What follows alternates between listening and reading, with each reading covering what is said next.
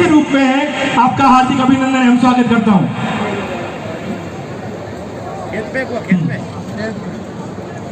पंचायत समिति सदस्य सांसेरा वर्दी भाई जी प्रजापति। डॉक्यूमेंटेशन चाल रही है।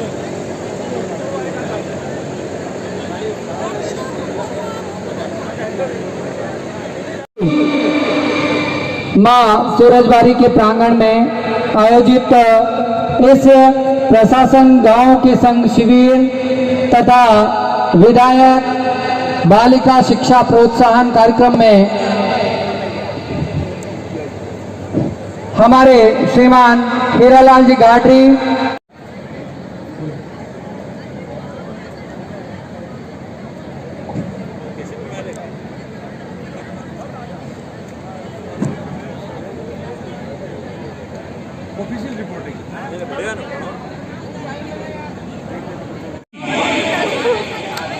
एक प्रतीक के रूप में छोटी सी भेंट दे देना उनके सम्मान के स्वरूप, क्योंकि बच्चियां अपने माता पिता से ही सीखती है और वो सभी माता पिता जो अपने बालिकाओं के साथ पधारे हैं, स्वागत करता हूं कि आप विधायक महोदय के कहने पर अपनी बिटियाओं को लेकर के आप यहां पधारे हैं। बालिकाओं ने जो विधायक बालिका शिक्षा प्रोत्साहन योजना कार्यक्रम। मैं एक बार पुनः आप सबसे अनुरोध करूंगा कि कृपया ये बीच की गैलरी बिल्कुल खाली रखें और जब तक पूरा प्रोग्राम नहीं हो बीच की गैलरी में कृपया कोई नहीं पधारे, क्योंकि आने जाने वाले लोग यहीं से रहेंगे, बालिकाएं भी आएंगी, सभी पंचायतों के लोग भी आएंगे, तो बीच की गैलरी में कृपया कोई नहीं विराजे। अभी भी नहीं बैठी और कार्यक्रम जब तक चलता है तब तक बीच में कृपया गैलरी में कोई नहीं पधारे। अगर हमें लगेगा या विधानसभा अध्यक्ष महोदय का जो भी डायरेक्शन होगा तो उस समय बताएंगे, लेकिन कृपया आपसे हाथ जोड़ के अनुरोध है।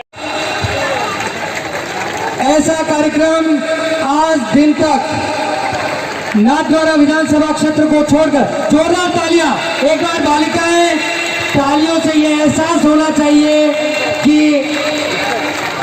विधायक महोदय द्वारा जो कार्यक्रम किया जा रहा है वह कार्यक्रम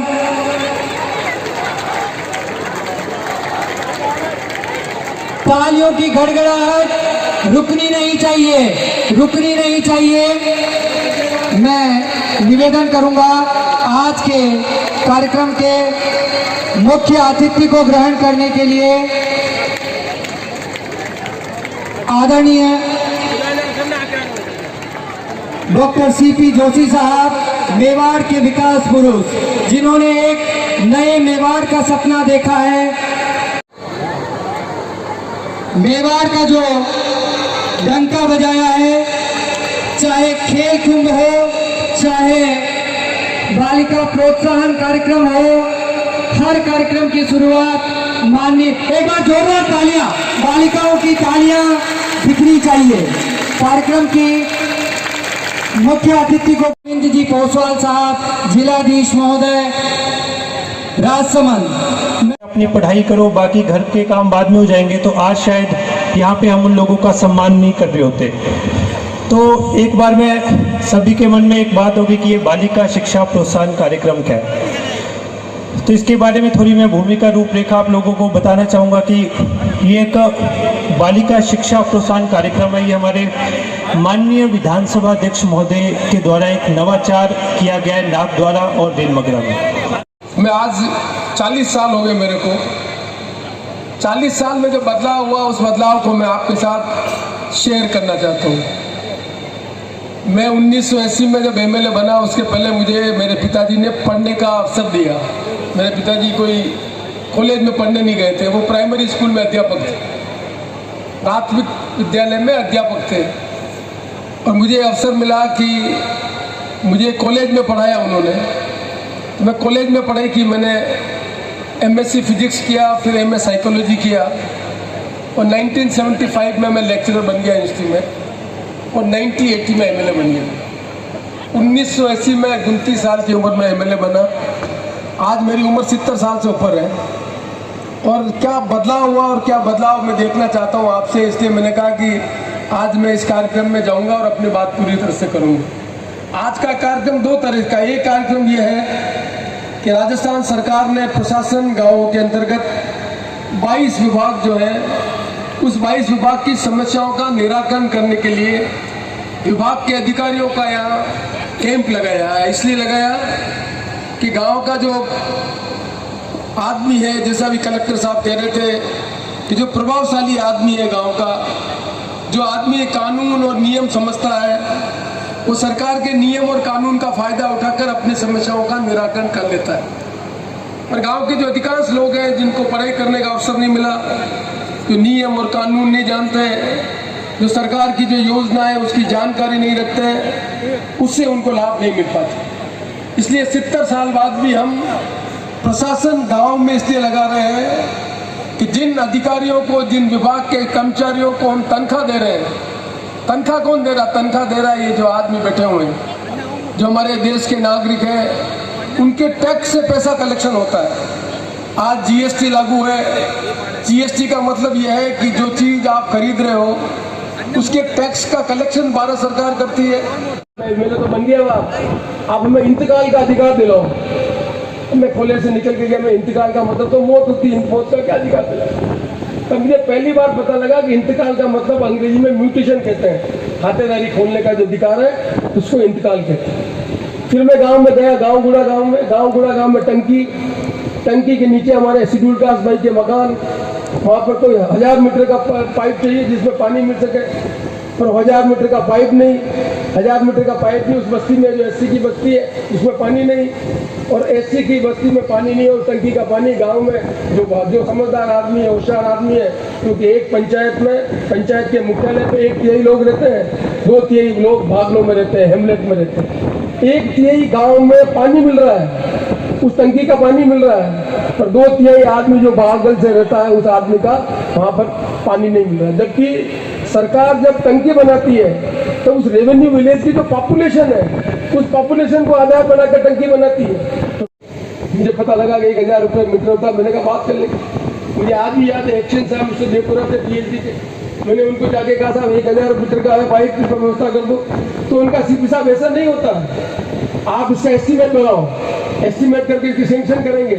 सेंक्शन करके पता लगा इनके पास पावर नहीं है। हाईवे बाहर जाएगी तो जब तक हाईवे तक जनसंख्या बढ़ेगी, जैसे देनवाड़ा बढ़ रही है, तब तक 20 साल तक नाथद्वारा के आदमी मुझे गाली देंगे। इसलिए मैंने वो पुल बनवाकर नाथद्वारा के अंदर से सड़क निकली है, उनको ला के समझा के कि नाथद्वारा का विकास होगा, और अगले 10 साल में ये जो नाथद्वारा के बीच की सड़क है उसके बाहर एनएच का बाईपास बनेगा, जिस बाईपास की कल्पना मैं आज कर रहा हूँ, जो आप लोग समझ नहीं सकते एनएच की कल्पना कैसे।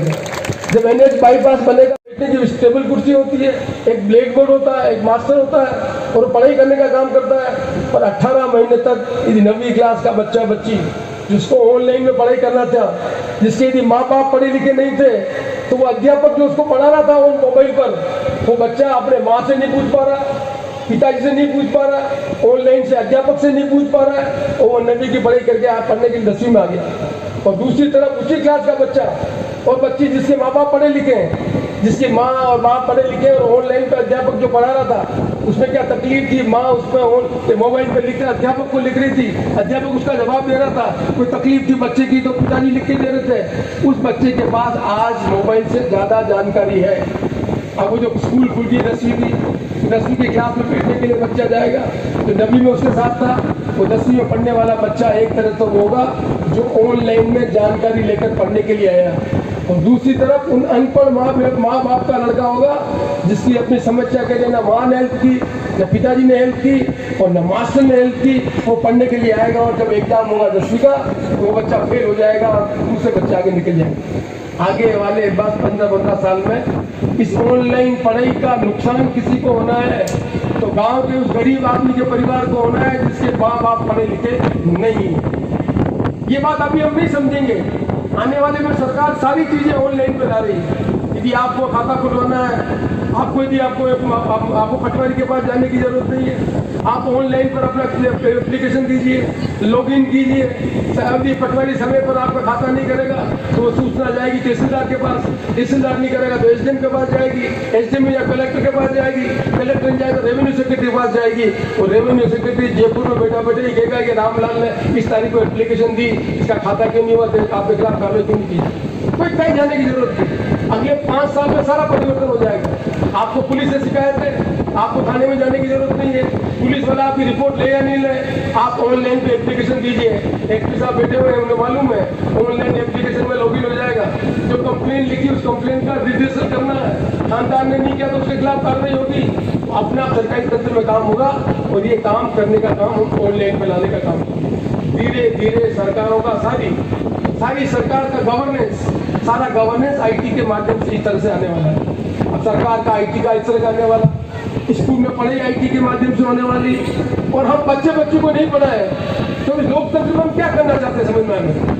इसलिए मैंने समझा कि हमें सबको मिलकर गांव के लोगों को समझाना है, किसी जाति का हो, किसी धर्म का हो, किसी को मानने वाला हो, यदि वो अपना बच्चे को नहीं पढ़ा रहा है, बच्ची को पढ़ाना ज़्यादा जरूरी है। एक बच्ची पढ़ी लिखी होगी तो उसका परिवार पढ़ा लिखा होगा, और उसका परिवार पढ़ा लिखा होगा। आने वाले जमाने में जो चीज़ें बदल रही है, जिस आईटी के माध्यम से हम सरकार गवर्नेंस करना चाहती है, जिस आईटी के माध्यम से बच्चा घर बैठे बिना ट्यूशन के पढ़ाई कर सकता है, जानकारी ले सकता है, गूगल में किताब क्या लिखी हुई, किताब में क्या चीज़ें लिखी हुई है, क्या प्रॉब्लम है, क्या सोल्यूशन है। आप जो टीवी में देखते हैं बेजू की ट्यूटर का एड देखा आपने, इस इलाके की तकदीर बदलने वाली है, लेकिन हम पढ़े लिखे नहीं होंगे तो हमारी तकदीर नहीं बदलेगी। फिर मैं जो कहना चाहता हूँ, सुन ले मेरी बात को गौर से। जितना बड़ा आज की डेट में बाड़मेर में रिफाइनरी लगी है, उससे बड़ा कारखाना ये आपकी जो दरीबा माइंस है उस पर लगने वाला है। ये मेरे को हवाई किला नहीं बता रहा हूँ मैं, पर मुझे दुख इस बात का होगा कि जब वो लगने की स्थिति में आएगी, उस समय हमारे पास मेन पावर नहीं होगी, ट्रेन मेन पावर, जिसको हम एम्प्लॉयबल करा सकें, हम जिसको हम नौकरी दिला सकें। ये काम करने का कठिन काम मुझे गाली देने वाले को करना पड़ेगा, उसे नाराज तो करना पड़ेगा। यदि वो नहीं करेंगे तो वो कुछ भी कर रहे हैं, हम बोले आप अपने जीवन में परिवर्तन हम नहीं कर सकते। इसलिए मैंने कहा कि भाई जो जमाना बदल रहा है, और आर्टिफिशियल इंटेलिजेंस के बारे में कितने आदमी जानते हैं। अब आने वाले समय में मेन पावर की जरूरत नहीं पड़ेगी, सारा काम मशीनरी आर्टिफिशियल इंटेलिजेंस के आधार पर करेगी। यदि हम चाहते हैं कि हमारा मेन पावर खत्म हो जाए और हमें आर्टिफिशियल इंटेलिजेंस के बारे में जानते नहीं है, तो फिर हम आर्टिफिशियल इंटेलिजेंस की जो काम करना है वो काम कौन करेगा। मैं यहाँ पर, मैंने जब ट्रांसपोर्ट मिनिस्टर था तब मैंने यहाँ पर ट्रैक बनवाया था, ड्राइवर के लाइसेंस करने का ट्रैक कराया था। मैंने लेलैंड के मालिक आदमी को बुलाया, मैंने चर्चा की उनके साथ। साउथ इंडिया का ड्राइवर पढ़ा लिखा आदमी है, वो लंबे समय तक ट्रक चलाता है। मैंने यहाँ पर ट्रांसपोर्ट हब बनवाने का काम किया था कि ट्रांसपोर्ट हब यहाँ बनेगी, यहीं पर लीलैंड और उसके बाद एजेंसी लगेगी, यहीं पर फाइनेंस की व्यवस्था होगी, यहीं का लड़का यदि पढ़ा लिखा नहीं है तो ड्राइवर की ट्रेनिंग लेगा, उसके बाद ट्रक होगी, उस ट्रक को इस वेदांता में लगाएंगे जिससे उसके पैसे में 2 पैसे की कमी हो सके। इसमें किसी की रुचि नहीं है, इसमें किसी की रुचि नहीं है। सबसे पहले चराना की बालिकाएं,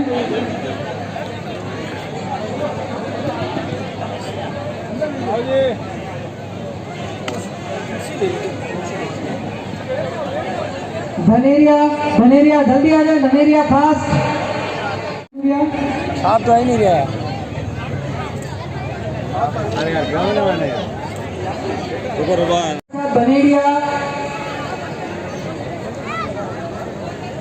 बनेरिया की 36 बालिकाएं सम्मानित होगी। उसके पहले गवारडी की 14 बालिकाएं,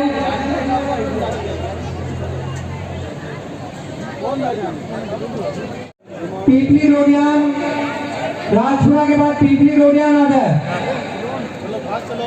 पीपली रोडियान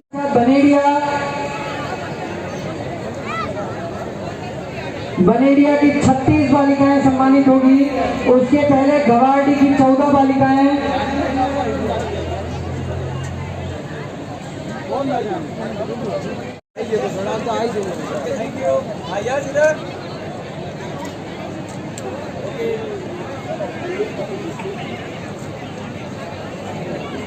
चल आगे ले बनेरिया के पश्चात बामिया कला आ जाए। बामिया महोदय के घर कमलों से प्रदान किए जाएंगे।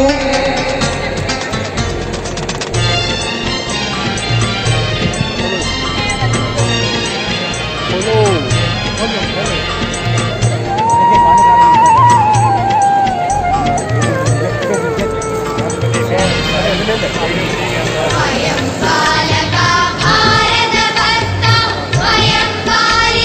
भारतभक्ता वयं हि